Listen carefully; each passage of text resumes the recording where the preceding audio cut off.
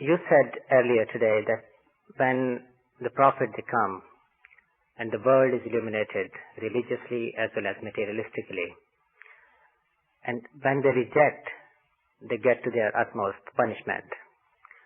Are we today getting closer to that punishment in the world, or God will still give us some time? I think already we are suffering from that punishment.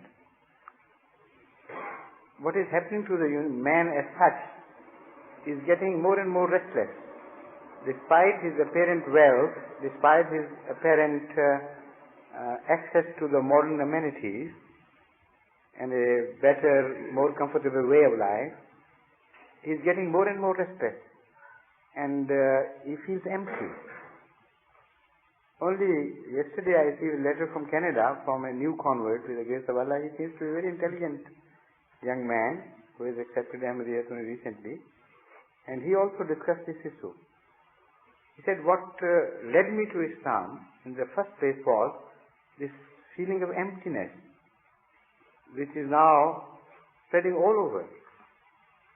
I mean, it's not only in his case, but it's spreading all over the world. And people don't know the correct answer, why this, and why we're not satisfied. The Holy Quran mentions it as by way of punishment. So this is why I said, already we are passing through that phase of punishment. I see. The Holy Quran mentions that of those people who follow the worldly pleasures, their illustration is like that of a person who is following a mirage. A thirsty man who is running after mirage, he tries to be near it, but he runs away from him. But ultimately, he finds not the water, but God to punish him for his crimes. So that running towards the mirage, where satisfaction evades you at a faster speed than you are following it, this is the sense of emptiness which already has been created immensely by the Western civilization. They want to pursue pleasure, they want to get to it, but when they get to the so-called pleasure, still it does not satisfy them fully, and they think something is left out. Because the moment they reach the pleasure, this is what scientifically should have been. The moment they reach the pleasure, the positive and negative poles nullify each other. And a desire is killed and a desire is born. What next?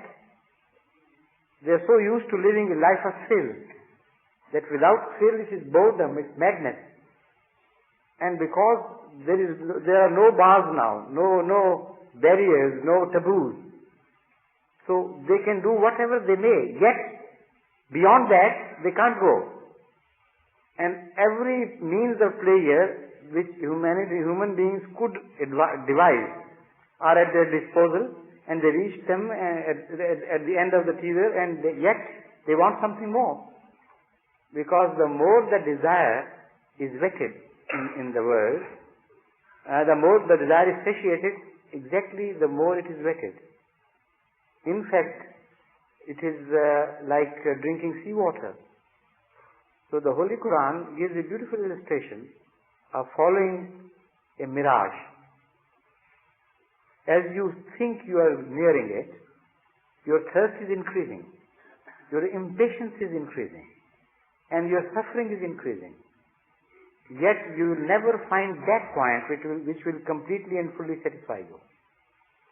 And in that process you will meet the end, and there will be God to punish you. So the whole world is living, in reality is living in that punishment. And the second manifestation of this wildness is the increase of crime. When a society feels a void, generally speaking, it has to create certain thrills in any direction it can. The result is that although they are not hungry, although they have enough to live a normal, respectable life, they can't live that normal, respectable life because it's no more thrill. It's not enough. So they have to do something crooked. either they would go punk, or they would have access to some drug, or to commit some crime in the street, or rape, or murder, or go to the small infants for satiating their, satanical desires. They would do anything to escape that boredom, because there's no taboo. In religions, there can never be a boredom. You always make and break, continue to cross over borders and suffer from your conscience, and then come back, and both are pleasures. The committing of first crime is also a pleasure, and going back to the original peace is also a pleasure, sometimes a much greater pleasure. And then you may err again and may come back, so the life remains so interesting till your death. And if you really find peace with God, then that peace is not boredom, that is true peace, where it lies. As compared to religion, all the rest is hell. In reality, it is hell. Jazakallah sir, just the last little part is that according to the head of the geological department of Punjab University, he said that near to Gujranwala, under 35 miles under the surface of the earth, the breeze is increasing. Yes, I know that. Yes.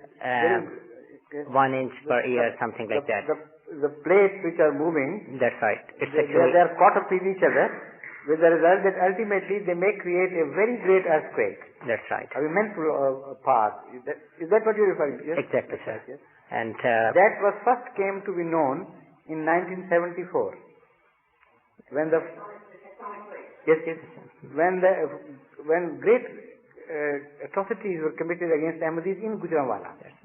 In the same year, this was discovered that underneath Gujranwala there is a potential for a great earthquake, which is developing slowly. Yes, sir. And now a new emphasis is given to the same thing in the second part of the same atrocities, the second phase of the atrocities. So it is connected. I mean, I can't say it happened by chance. It's just last month when the Karachi was hit by third time.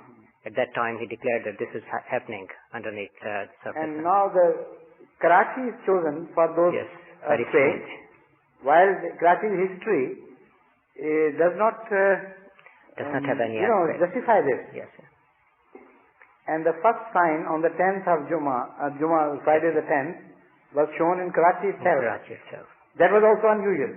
So I said in my Friday sermon that some very unusual, unexpected manner of punishment is going to be given. Going to be revealed, which we can't expect. And earthquakes in Karachi, I could never expect this. Not only in Quetta perhaps, but not in Karachi. Not only the earthquake on 16th, just 2 days ago, in the night time, close to 9:45. Half of the city was jolted by a big bang, and that bang was not recorded on the earthquake machines anywhere.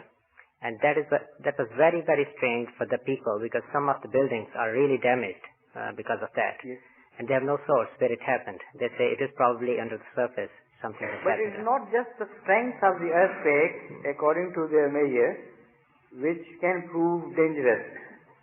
It is the direction of the wave and crossing of the wave and changing of the direction simultaneously, which causes great havoc. The fact is, if the vibration is in north-south direction, and then suddenly there is another vibration in east-westerly direction, then the greatest damage can be done because of changing of this direction. I can't tell you exactly how it happens, but the scientists have worked it out. It's not only the strength of the earthquake which matters, it is also the way it takes place and the direction the earthquake waves follow and their relationship with each other. So all these factors sometimes make a small earthquake very damaging, and sometimes you escape the havoc of a very strong earthquake because its manifestation is not very dangerous. So, sir, the guidance which I was seeking, that quoting these things in the current days, in the current situation, is it okay? Especially these prophecies of promised Messiah. about the earthquake. Those prophecies are of a much larger Yes, sir. dimension. I You see. should not limit them to an earthquake in Karachi, Uh, although partly maybe this also falls in the general category, but not in itself. Like I mentioned, it was not addressed, I see. but a minor thing which happened following the same effect. Just to mention to see if you can see yourself. As the true earthquake, the description which Masih Maud has given, while calling it earthquake all the time, is that of a global war. What relation has Kishtiyan with an earthquake? Kishtiyan chalti hain taho kushtiyan. That was also a part of the description of that great earthquake. And earthquake spits fire from below. Does not drop fire from above. From the sky, yes. So that spitting of fire from below is not mentioned. Only a shower of fire from above is mentioned. So there are many other indications which tell us that that earthquake is only the name Zalzala, which means a shaking. In what manner Hazrat Masih Maud has himself mentioned that I can't say whether this will take the form of a real earthquake or will be an other calamity of a very great dimension.